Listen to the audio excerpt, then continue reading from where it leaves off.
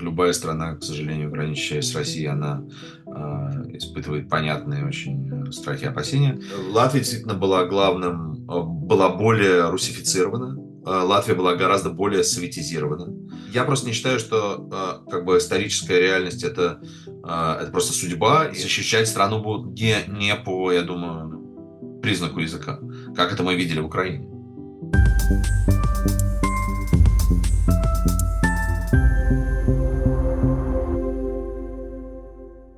Привет! Вы на канале «Акцент», с вами Евгений Антонов. В одном из самых уважаемых изданий мира, журнале The Economist, вот в этом самом номере, который у меня сейчас в руках, вышла большая статья о русскоязычном населении Латвии. Заголовок: «Латвия без необходимости отталкивает от себя русскоязычное население». Речь в первую очередь идет о закрытии Латвийского радио 4, но и в целом о том, как русскоязычная часть латвийского общества постепенно скатывается к апатии и самоцензуре. Консервативные пользователи латвийских соцсетей возмущены этой публикацией и говорят, что такой взгляд на вещи не учитывает не только геополитических реалий, но и трагической истории двух оккупаций Латвии. Почему британский, респектабельный, один из самых уважаемых, повторимся, журналов мира, The Economist, вообще решил написать о проблеме русскоязычных в Латвии? Спросим об этом у автора текста, редактора отдела по России и Восточной Европе журнала The Economist Аркадия Островского. Аркадий, ну первый вопрос к вам. Как вообще произошло, что журнал The Economist, британский журнал, который много пишет про мировую политику, экономику, заинтересовался проблемой русскоязычного населения Латвии? То, что мы этим стали интересоваться, это не антропологический интерес, а это интерес еще и политический, потому что голос союзников Украины, стран Балтии, он очень громкий, и он определяет во многом политику всего Евросоюза. Этот как бы голос звучит, во многом определяет политику. То есть, естественно, интересно стало, что происходит в самих странах Балтии. И, естественно, все думают про то, на какую страну следующую может напасть Владимир Путин. И чем резче заявление стран Балтии, тем больше опасения у многих, в том числе у союзников.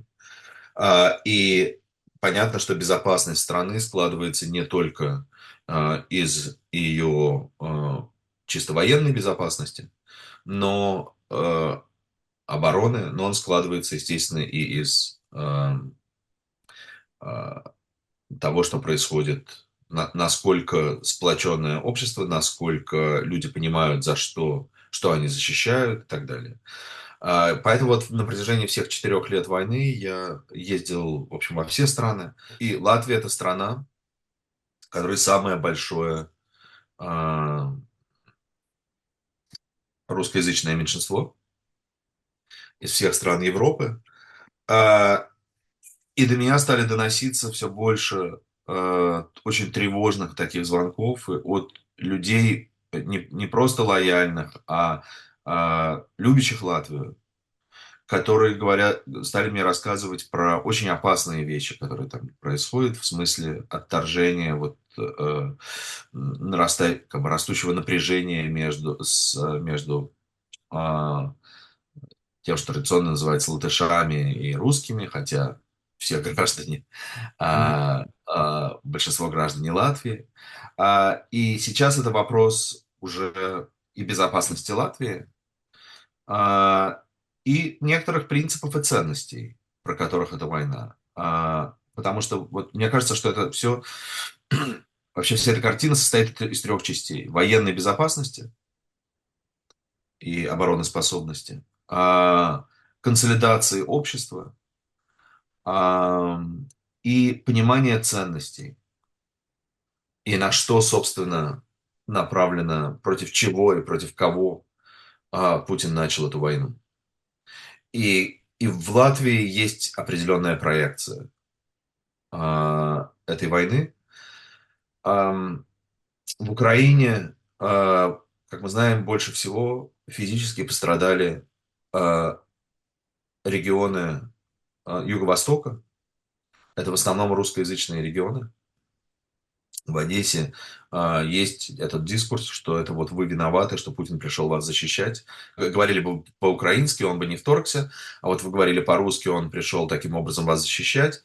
Мгм. И нация может строиться только на основе языка, а для людей, которые находятся под бомбежками в Одессе, которые были оккупированы в Мариуполе, которым отключают тепло и свет в Харькове, для которых родной язык русский, когда им говорят, что это из-за того, что вы говорите по-русски, на вас напали, это такое victim blaming для очень многих. И очень интересно мне стало, как это вот проецируется на страну, в которой самое большое русскоязычное население. Мгм. Расскажите немного, сколько времени ушло, собственно, на работу здесь, в Латвии, и с кем вы встречались, чтобы просто понять, ну, насколько объективную картину о ситуации вы составили во время работы над материалом. Это не то, что одна какая-то поездка на протяжении последних пару лет я приезжал довольно, ну, раз-два раз в год, и минимум. И общался с людьми, которые живут в Латвии. Но последняя вот поездка, которая, собственно, была такая завершающая, она была, по-моему, в конце октября. Я провел неделю в Латвии, в Риге и в Даугавпилсе. Но, чтобы просто понимать, я встречался с членами Сейма, как со стороны консервативной, националистической, вице-спикером парламента от партии «Прогрессивные». Я встречался с мэрами латышскими, мэрами городов, директором и сотрудниками Музея оккупации Латвии. Я встречался с официальными государственными деятелями. Одна из них, Баба Бража, процитирована. Я встречался с бывшими президентами и премьер-министрами Латвии.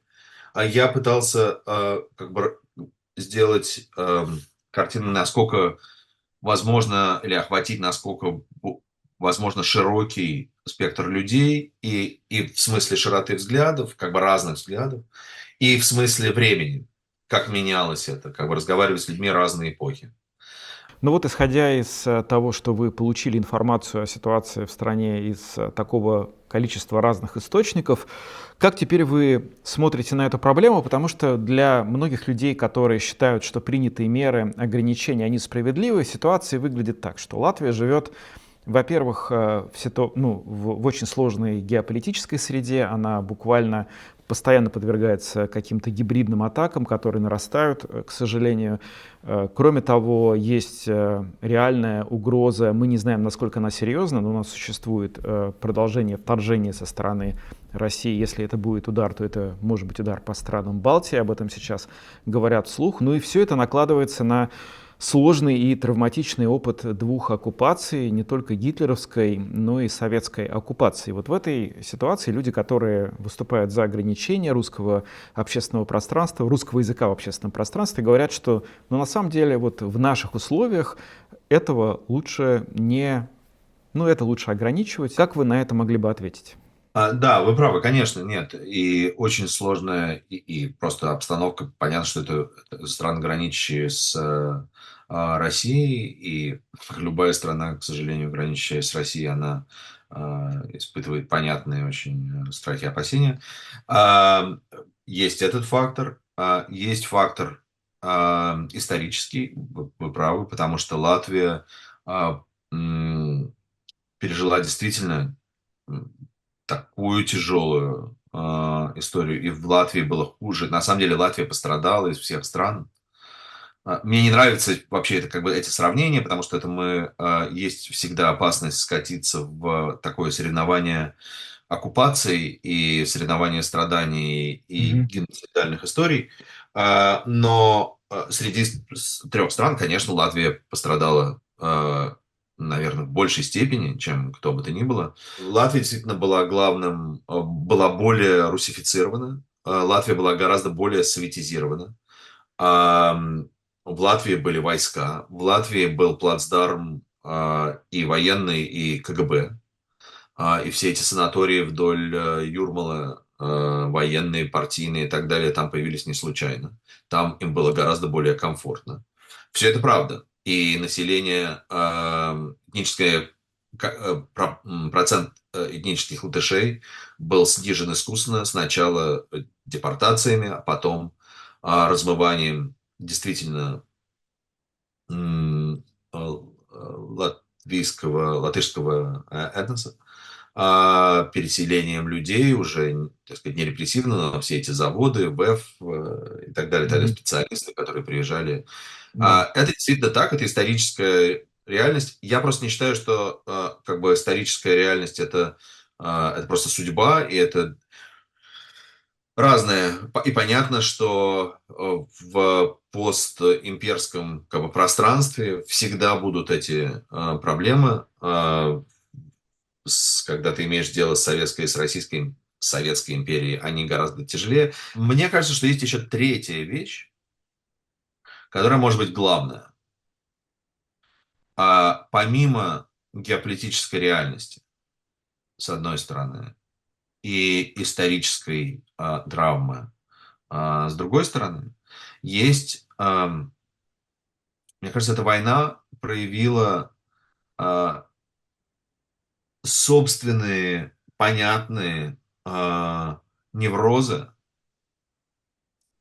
и опасения и тревоги, связанные с устройством, насколько я смог это понять, Латвии, ее экономики, и проявили, как любая стрессовая ситуация, слабости и недоработки предыдущих лет. В Латвии было два больших челленджа, да, два больших вызова. Первый – это экономический. Построить, и все начинали примерно с одной точки, Литва, Эстония и Латвия, и найти свой экономический как бы, путь и построить быстрорастущую, процветающую экономику. Литве и Эстонии было в чем-то легче, потому что Литва могла зацепиться за Польшу. Эстония была всегда очень культурно и географически близка к Финляндии. А, Но в Эстонии была вот эта цифровизация и модернизация экономики сразу. Литва потом нашла свои пути роста. Латвия, как мне кажется, не сумела построить как бы латвийская модель была моделью транзита между Россией и не Россией. То есть использование своего географического положения и языкового, кстати, не какой-то модели роста, условий для инвестиций, права и так далее.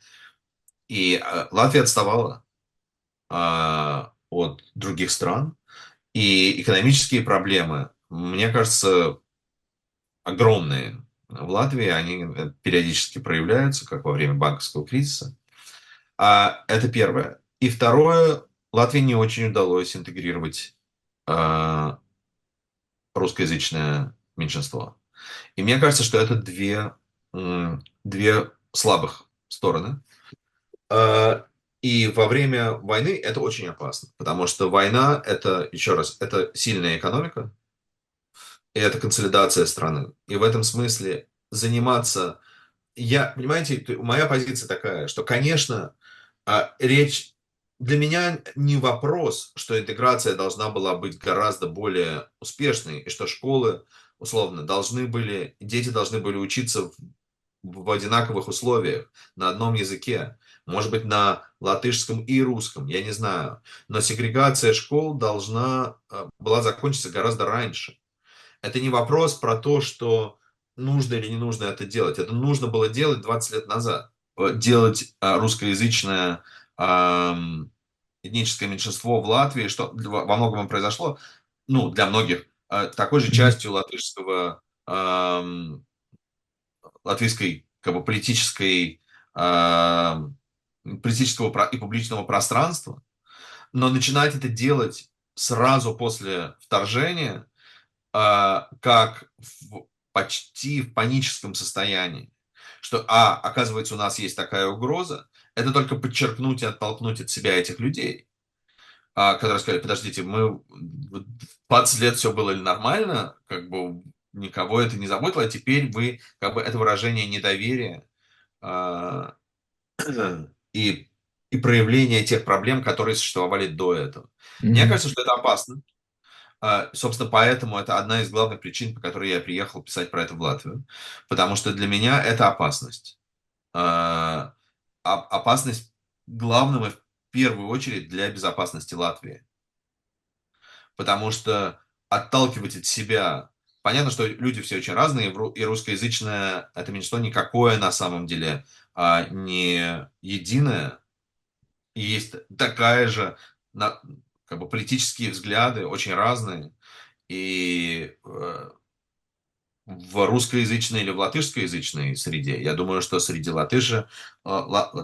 латышей есть люди, как всегда были, которым нравится сильная рука и которые вполне поддерживали себе Мгм.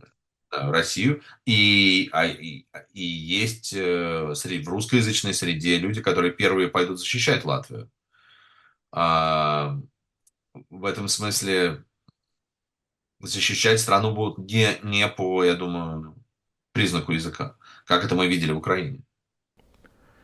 Это был редактор отдела по России и Восточной Европе журнала The Economist Аркадий Островский, автор того самого материала о том, что происходит с русскоязычным населением Латвии. Меня зовут Евгений Антонов. Это видео создано при поддержке Медиахаб Рига. Пока.